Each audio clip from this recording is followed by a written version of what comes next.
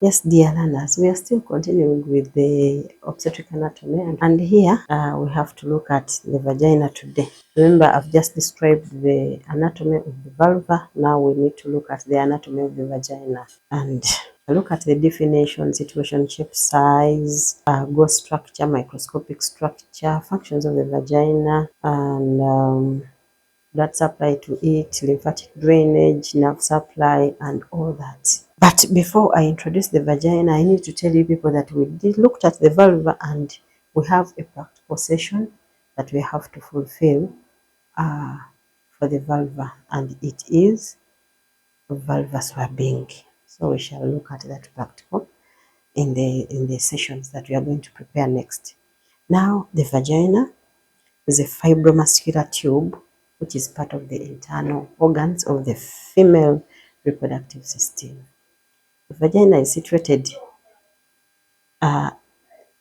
within the pelvic cavity, but it extends from the vestibule below to the uterus above, running in an upward and backward direction. In an upward and backward direction, that is how it runs. So this is the vagina. It runs in a backward and upward direction. Then the shape of the vagina, it is a potential tube. The shape of the vagina is a potential tube, and its walls are close contact but can be separated during menstruation, during intercourse, during vaginal examination, and during childbirth, because remember, it has to enlarge such that anything that is close to it can be able to go through O2. Okay, the size of the vagina, dear runners, at the size, the posterior wall is longer than the anterior wall. Posterior wall measures 10 centimeters, but the anterior wall measures 7.5 centimeters. And when we talk about the growth structure, the vagina is made up of 4 fornices. Learners, dear learners, fornices are curves or corners that the vagina makes. However, I told you that it moves in an upward and forward direction. So it makes some curves, and we call them fornices. If it is one curve, it is known as the fornix, and if it is in there are many corners, then they can be called fornices. The posterior fornix, the anterior fornix, and 2 lateral fornices are the fornices of the vagina. Fornices are growth structure of the vagina. We shall be able to look at the diagrams that show the different fornices. Now let's look at the microscopic structure of the vagina. It is made up of the inner layer, and that inner layer is the mucosal layer. So that layer is made up of stratified squamous non-keratinized epithelium.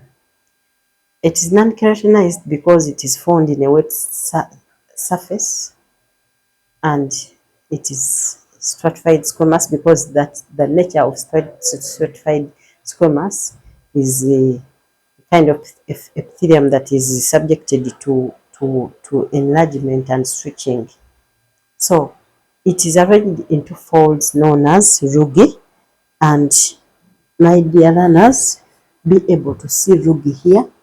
Rugae are those structures that help the vagina to stretch up inside there. So it is known as rugae. Shall find that is the rugae inside there.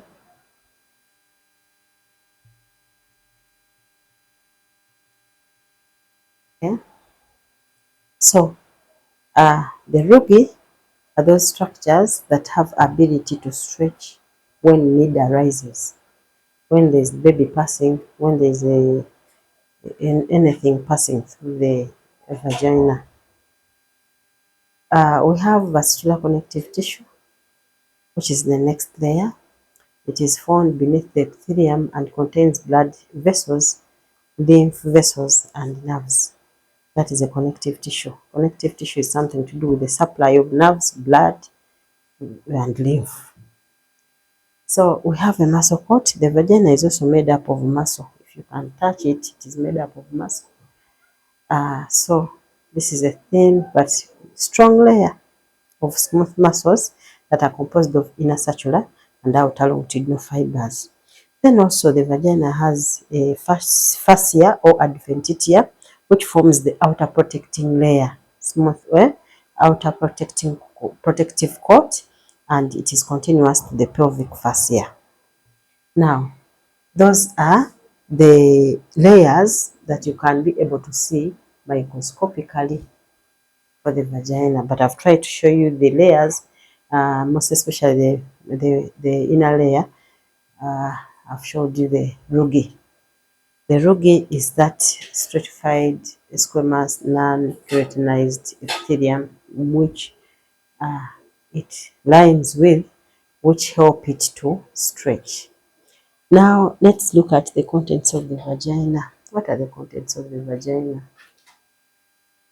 The vagina contains no gland, but it has cervical mucus that is coming from the cervix. It has transuddations from the underlying blood vessels through the epithelium, and he also said it has a discharge, a secretion that helps it to keep moist from the Bartholin's glands. The vagina is also made up of an acidic media of pH 4.5. The number of hydrogen ions in there are 4.5, and this is made possible by the presence of lactic acid. People will have normal flora inside the vagina, which are the normal bacteria. They are called lactobacilli, or you can even call them Dodalen's bacilli. These Dodalen's bacilli are normal with their part of us, they are normal flora. So they feed on glycogen, which is stored glucose, and then they produce a waste product, which is acidic. But that waste product they produce is very important because it prevents infections from ascending from the vagina into the cervix and uterus and uterine tubes and ovaries. Yes, so the bacilli, lactobacilli, are important, and their acidic media they create, which is lactic acid, is also important to one's life. Now, dear learners, this is where I want you to tell me whether you don't distract the normal flora that is found in the vagina. Many of you use a number of washes that really distract the normal growth of the normal flora. Many washes. I don't want to mention them, but the vagina is kept in a normal environment with discharges from the cervix, from Bartholin's glands, so it is normal, and it is made normal by the lactic acid that you people should not destroy when you're distracting the lactobacilli that are producing it to keep the environment free from microorganisms, the bacteria and other microorganisms. So kindly leave the vagina free. Don't use any soap or anything else to wash it. It has to be normal with its normal flora. Okay, the blood supply to the vagina is the internal iliac artery, which is actually they are supplied by the branches of the internal iliac artery, and then its venous returns by those corresponding veins. Of course, when I talk about corresponding veins, I mean the internal iliac vein that takes away the deoxygenated blood. We have lymphatic drainage to be the renal and internal iliac and sacral glands, and then the nerve supply, the innervation, is by the pelvic plexus. Pelvic plexus is the innervation for the vagina. Then we also have to look at the relations of the vagina, where the anterior part of the vagina is having a relation of the upper half of the bladder and the lower half of the urethra. But posteriorly, we always have the upper part of the porch of Douglas and the middle third of the rectum, then the lower third of the perineal body. Laterally, on the sides, we have the pubococcygeus muscles that are below the pelvic fascia above, And then we have inferiorly, we have the vulva, as we saw already. Superiorly, we have the next part as a relation to be the cervix. And actually that is the relation. When we talk about the functions of the vagina, it is an exit for menstrual flow. You are aware of that. It is an entrance to the spermatozoa. It is an exit for the products of conception. It supports the uterus.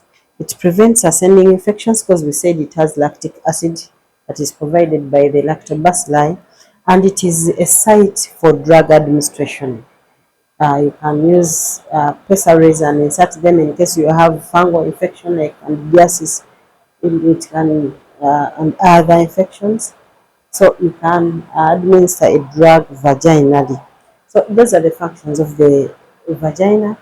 And if you have any question concerning the vagina, kindly, my email is on. You already know it, semambotedi@gmail.com. Kindly send me a question or your concern. You can even find me on WhatsApp. I can be able to answer your questions as they arise.